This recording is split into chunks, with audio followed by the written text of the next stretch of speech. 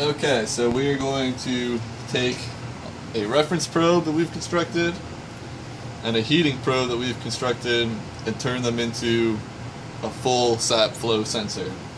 To do this, I've taken 4 different wires here that of different colors that are about 26 centimeters long or so, duct tape them to the end, and I have a constant wire as well that's about 25 centimeters or so. So the first step that I'm going to do is I'm going to deal with the heating probe. The heating probe is going to use the green, the red, and the black wires here. I want to take some shrink wrap and put it around all 3 of these wires. And then I also want to take some and put a smaller one and put one on each individual wire.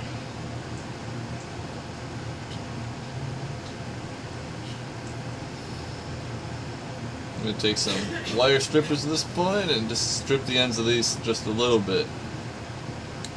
Just like that is enough. Maybe a centimeter, it's probably less than a centimeter. We just really need to be able to get a good connection between these wires and the wires of the heating probe. So the red and the black wires are going to go to the heating wire that we've wrapped around the needle.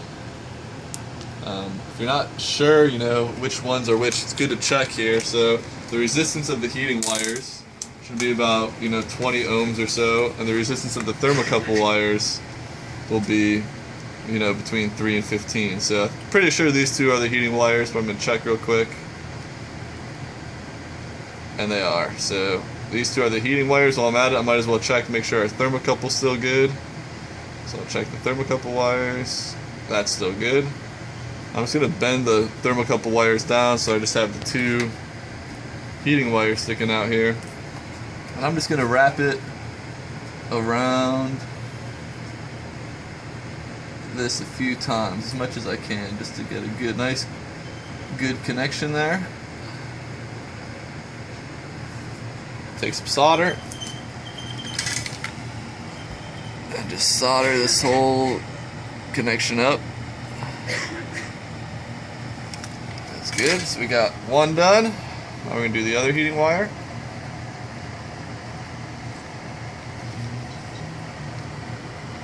Again, I just kind of pinch the small wire there, and then I just kind of wrap it around here on the way down. Once again, just going to take some solder. This one's kind of in my way. And just solder that connection up really good.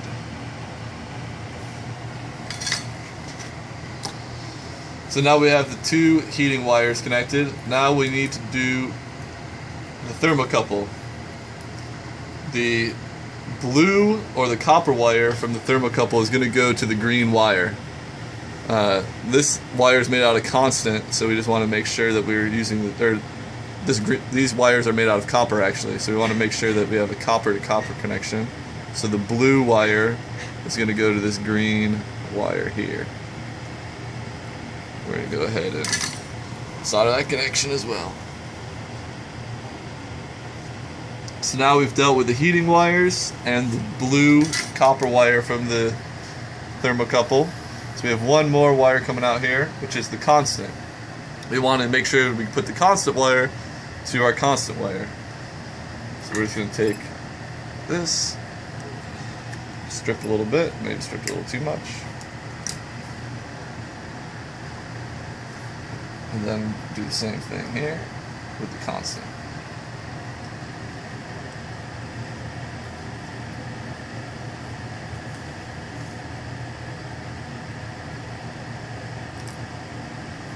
Solder that connection.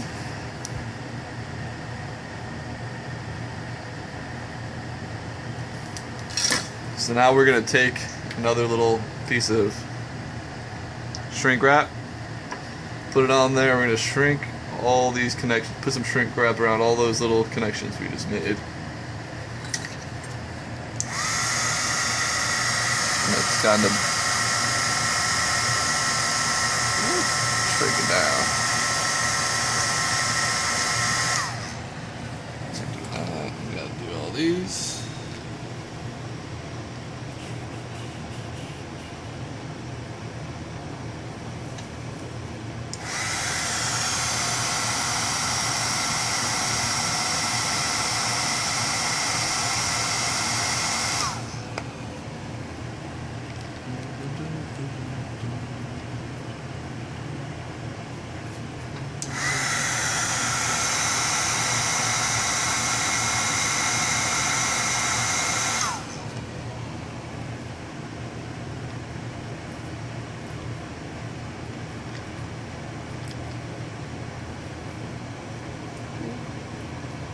If any of these wires were to break when you were doing this, you know, if you were wrapping one of the small wires around one of the bigger ones, it's really not a big deal as long as you can still get the, still have enough left coming out of the syringe to be able to work with. If you break a lot of the heating wire, you might want to remeasure the resistance, just to make sure we have the right power going to it. But if you just break, you know, a little small piece, it's not going to be the end of the world. So we have all 4 of these done. I'm going to take the other side of this constant wire now and just kind of get it into this other big piece of shrink wrap that we have, and we're just going to cover all this with one bigger piece.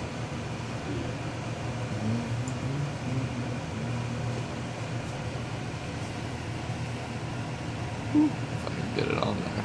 There we go. So go ahead and do that.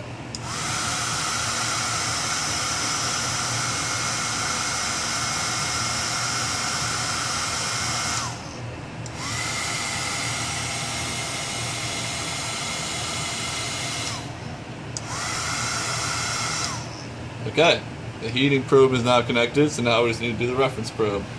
So I'm going to take the 2 wires, this is a copper, this is a constant, and we're going to connect this to the copper and constant of the reference probe. We're going to take a piece of shrink wrap, put it over these 2 so we can bundle them up at the end. And then take 2 of the smaller pieces and put 1 on each of the wires. And we're going to strip both these just a little bit.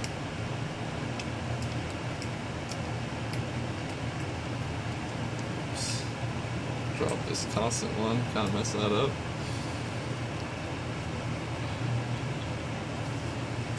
Yeah, I think I lost my little guy here. I'm just gonna put a new one over.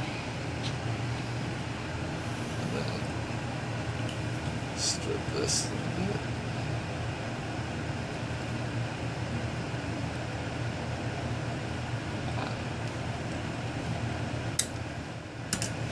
Alright. So now we have our reference probe. We're going to put our constant to our constant.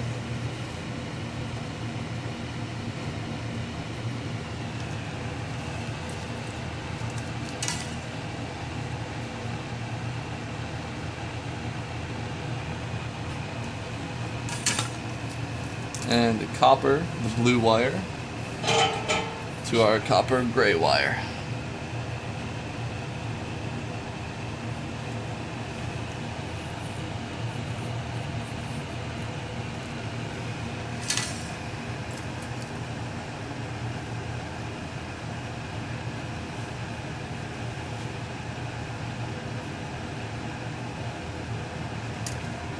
We're just going to shrink wrap these connections.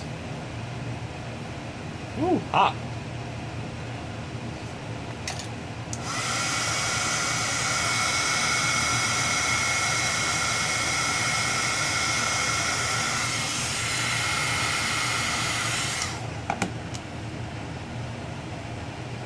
A little, I got lost inside this big one, I think.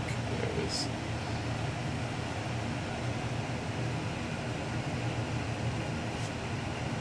Yeah, when you strip the wires, you want to make sure you don't strip too much so that the shrink wrap will fit over it, fit over the connection that we're making.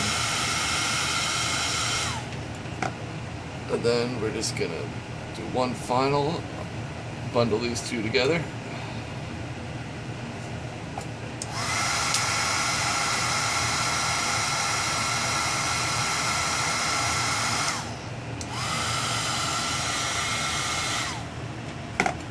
Now we have our sensor, all we have left to do is epoxy the wires.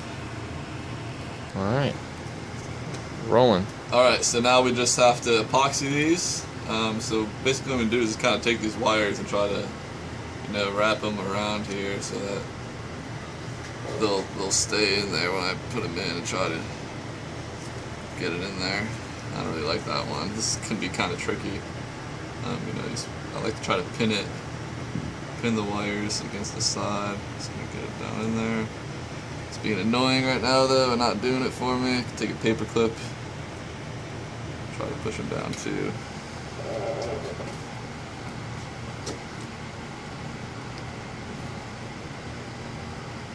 Alright, so I got the wires down in there pretty good. It's good enough. We're gonna fill this whole thing with epoxy, so we'd like to have them far down, but we just need to be able to have it, pretty good. Do the same thing on the other one. Reference probe is usually a little easier to deal with. You got less wires coming out. They're usually about the same length. Alright, let's put this. One of these things. We have a few of these laying around. Still kind of think some of these are a little high, so I'm going to try to push them down just a little bit more. Which I can also do once you get the epoxy in there, which can sometimes be a little easier. This one's just being really difficult for me right now for some reason. There we go. Alright, I'm good with that. So what I just did is I have the epoxy sitting in the oven right now. I like to do that because I think it flows a little bit easier when it's kind of warm. So usually, pump this thing up to 80 degrees or so, something like that. Let it sit in there for a little bit. It's a two-part epoxy. We have a resin and a hardener. And once it comes out of the oven, it usually flows pretty good. So what I usually do, when you're doing this, you'll have a few, either you do it at once, so usually we'll work at 2 at a time, so 4 different tubes. Because it takes a little while to flow. So first you just want to kind of, get it started. It's going to flow pretty good at the start. Oh, try not to let it run off the side. See, this is why I like to do 2 at a time. I let that kind of go in, start on the other one. The reference probes fill, easier. There's a lot more space in there. So usually it flows in there a little bit easier. You really want to try to get this equal amounts of each of the epoxy types in there. This one's kind of starting to go down. It's not going in super great, but maybe put some more up there. We can encourage it a little bit.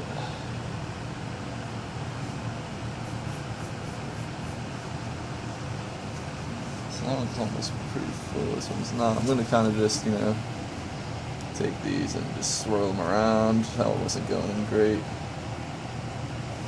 Mix it up a little bit. If you see like some air bubbles and stuff, you can take a paper clip and pop the air bubble. So you have some space to get some more epoxy in there.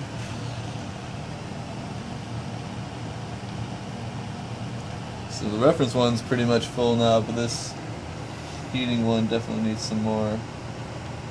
It's getting going. I can see like on the back here that there's still some space, some air space in there.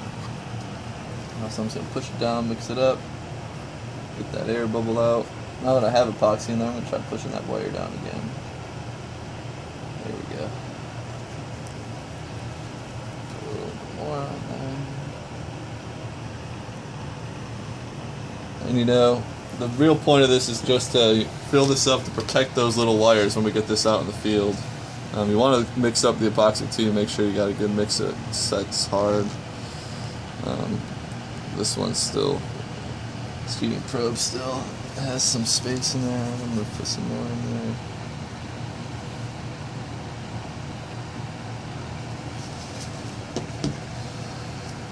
Let's kind of mix it up. I think this reference probe is good. This heating probe is pretty full. See one more air bubble in there. I'm going to try to kind of fill out a little bit. And actually that air bubble, just popped a little bit and everything else kind of went in there. Looks pretty full to me. This one looks pretty good. Now we just gotta let it dry. We're good to go.